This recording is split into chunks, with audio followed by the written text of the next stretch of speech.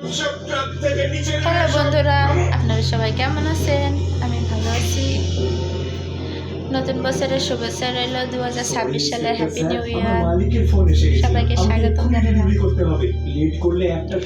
Happy happy new year বলো মারিয়া, happy happy new year বলো মারিয়া।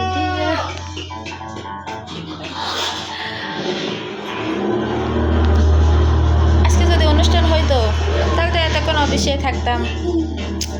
খুব মিস করছি জানেন। প্রত্যেক বছর অনুষ্ঠান হয়, হবে, অবশ্যই হবে। এই তো সামনে শুক্রবারে হইব। আপনাদের সবাইকে দাওয়াত থাকলো আমাদের অফিসে অনুষ্ঠানের জন্য পিঠা উৎসব। হ্যাঁ, আমি পিঠাতে নাম দিছি। পিঠা বানাইয়া নিয়ে বিক্রি করবো অফিসে। হ্যাঁ, আপনারা সবাই আমার দোকান থেকে পিঠা কিনা খাইবেন। হ্যাপি হ্যাপি নিউ ইয়ার বলো মাই ডিয়ার। আপনাদেরকে খুব মিস করছি। আপনারা সবাই আইবেন হাবিদুস ফ্যাশন লিমিটেডে পিঠা উৎসব। এতে গত শুক্রবার হইব, সামনে যে শুক্রবার আইব তখন অনেক রকমের পিঠা বানাইবো, সবাই দেখবেন।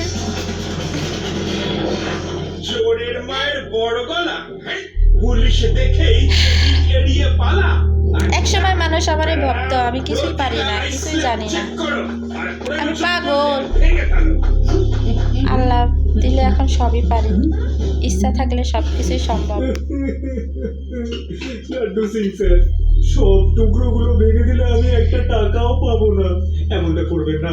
সবকিছুই করা সম্ভব যদি ইচ্ছা থাকে। পরিশ্রমের টাকা নাকি নকল নোট ছাপিয়ে টাকা?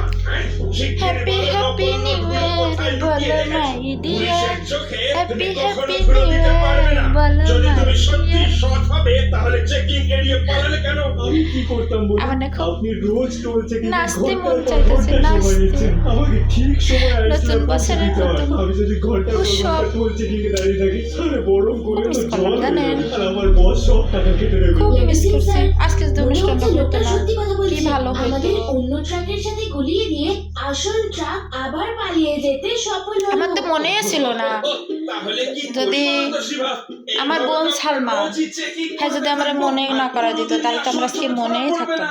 বরফ আর নকল নোটের মধ্যে আজকে অফিসে যাইতে আমার একটু লেট হয়েছে। ওই লম্বা লোকটাও আমার তো মনে ছিল না, ড্রেস পরতে মনে ছিল না। ফ্যাক্টরিতে গিয়ে খোঁজ করতে হবে। সবাই বলছে কালকে অফিস বন্ধ।